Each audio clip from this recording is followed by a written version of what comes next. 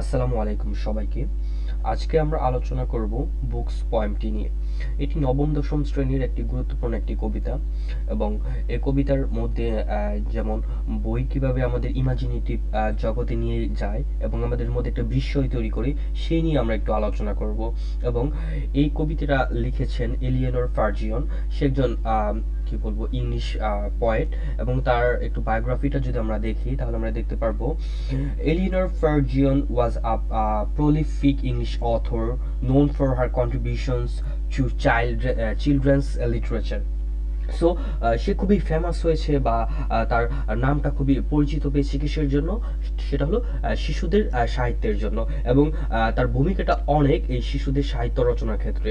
তারপর বলছে যে her work spend several decades encompassing poetry, prose, plays and songs, and today he is best remembered for the Christmas carol Morning Has Broken and her timeless children's verses. So তার অনেকগুলো poem আছে, এর মধ্যে সে কি হয়েছে famous হয়েছে তার একটি ওয়ার্কের জন্য, সেটা হলো মর্নিং হ্যাজ ব্রোকেন। সো তার মধ্যে কিছু যে কবিতাগুলো আছে তার মধ্যে কিছু বৈশিষ্ট্য আছে, সেগুলো খুবই গুরুত্বপূর্ণ। সেগুলো আমরা একটু যদি দেখতে পাই, তার লেখাগুলো খুবই কি সিম্পল এবং এই সিম্পলের মধ্যে অনেক গুরুত্বপূর্ণ মিনিং বহন করে।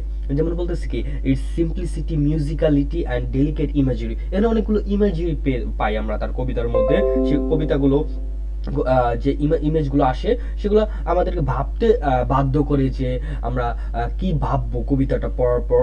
হঠাৎ করে যখন আমরা বই নিয়ে পড়বো তখন আমরা অন্য একটা জগতে চলে যাচ্ছি, কোনো একটা যুগে চলে যাচ্ছি, কোনো একটা সময়ে চলে যাচ্ছি। সো এরকম ইমাজিনারি সে ইউজ করেছে তার কবিতার মধ্যে এবং মিউজিক্যালিটি, একটা গানের মতো একটা টোন তৈরি হবে তার কবিতাগুলো পড়ার সময়।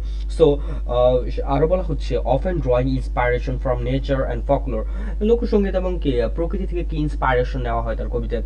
শি পসেসড আ কিন আন্ডারস্ট্যান্ডিং অফ চাইল্ডহুড, সে কি চাইল্ডহুড যে শিশুদের যে চিন্তা ভাবনা সেটা নিয়ে সে খুবই কি বলবো গুরুত্ব সহকারে দেখেছেন আসলে শিশুদের চিন্তা ভাবনাটা কেমন হতে পারে এবং সেই অনুযায়ী কি করেছেন সে কবিতাগুলা লিখতেছিলেন এবং তার কবিতায় আমরা দেখতে পাচ্ছিলাম। So capturing the wonder, curiosity and innocence of youth in her writing. So তার রাইটিং এর মধ্যে কি আমরা বিস্ময়, কৌতূহল এবং কি সরলতা পাই বা খুবই কি ইনোসেন্স বিষয়গুলো আমরা পাই যেগুলো ইউথদের মধ্যে থাকে। So this focus on crafting work especially for children made her a pioneer in the field during her time. So এই বিষয়গুলো কি তাকে পায়োনিয়ার করেছে চাইল্ডদের লেখার ক্ষেত্রে। সো এটা হলো তার একটা বেসিক একটা আন্ডারস্ট্যান্ডিং তাকে নিয়ে। এবং তার জন্ম হলো কত দেখেন 1881 থেকে তার জন্ম এবং তার মৃত্যু হলো 1965 সালে। সো আমরা একটু কবিতাটাকে একটু লক্ষ্য করি।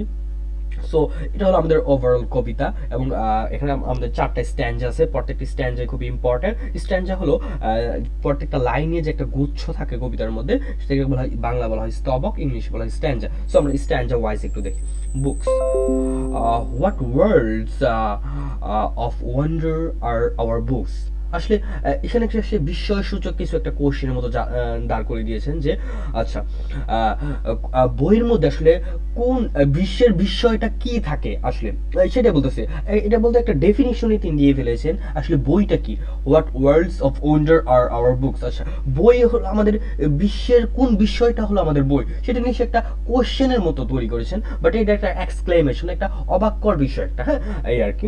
So as one opens them and looks, new ideas and people rise in our fancies and our eyes. So সেখানে কি বলছেন সে যে এখানে সে একটা কাইন্ড অফ ডেফিনেশন টাইপ বা এর পারপাসটা দিতে যাচ্ছেন এই শুরুর স্ট্যান্ডাতে। সে বলছেন কি যে যখন কেউ একজন বই খোলে এবং বইটা খোলার পর যখন বই দিয়ে তাকায় নতুন চিন্তা ভাবনা এবং নতুন মানুষকে এই বইটার মধ্যে উদয় হয়।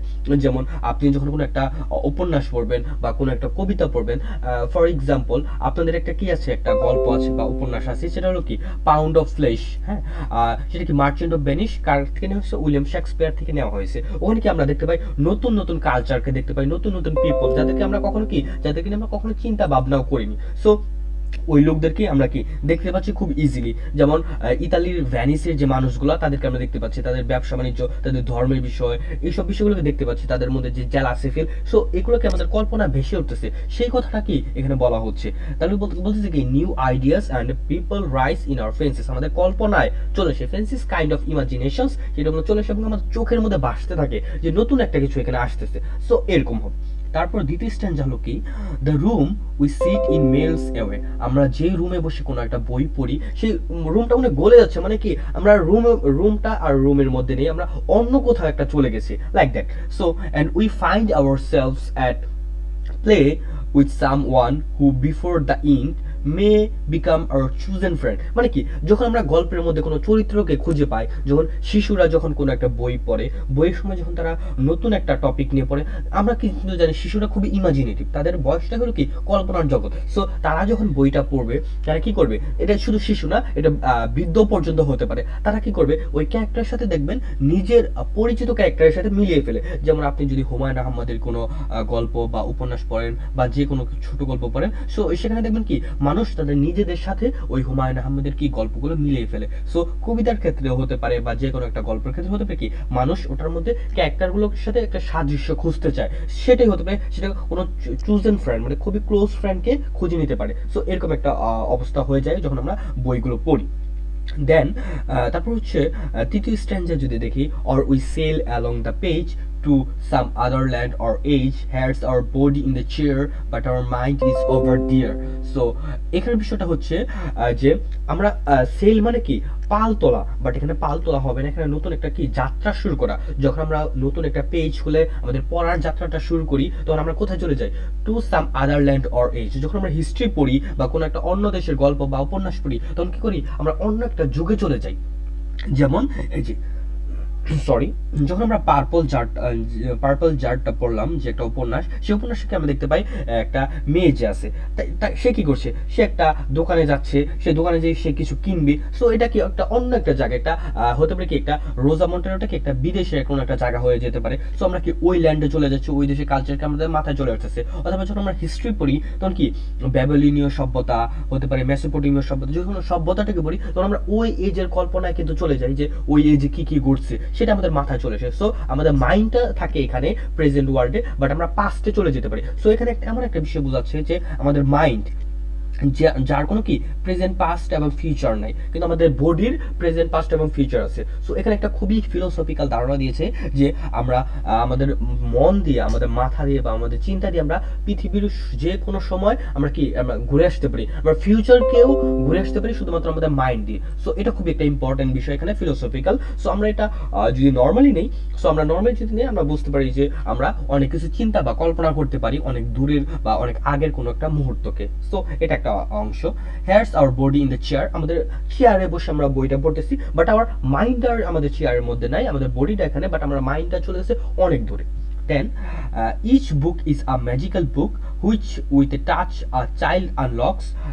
In between their outside covers books hold all things for their lovers. So বইটাকে তুলনা করতেছে কি একটা ম্যাজিক্যাল বক্স দিয়ে, যেখানে কি ম্যাজিক বক্সটা খোলার সাথে সাথে আমাদের মাথাটাও আনলক হয়ে যাবে, মানে আমাদের চাইল্ডের যে চিন্তা ভাবনার জগৎটা সেটা আরো প্রশস্ত হয়ে যাবে। সো তারা যেটা নর্মালি ভাবতো বই পড়ার পর কি তাদের ওটাকে আরো এক্সপান্ডেড হয়ে যাবে, আরো প্রসারিত হয়ে যাবে, তারা সুন্দরভাবে কল্পনা করতে পারবে বা চিন্তা করতে পারবে, সেই কথাটা এখানে বলা হচ্ছে। So in between their outside covers, বইয়ের যে সর্বপ্রথম এবং শেষে একটা মোটা পেজ থাকে, এই পেজের মাঝখানে কি থাকে, books hold all things for their lover, বই সকল বিষয়গুলো কি করে ধরে রাখে তার লাভার্সদের জন্য, তার রিডার্সদের জন্য।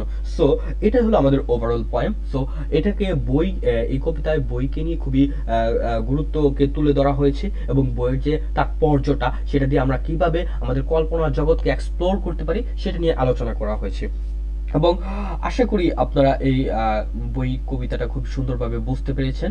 সো আমরা এরপর এই বইটার এই কবিতাটার থিম এবং এর কিছু গুরুত্বপূর্ণ কোয়েশ্চেন্স নিয়ে আমরা আলোচনা করবো ইনশাল্লাহ।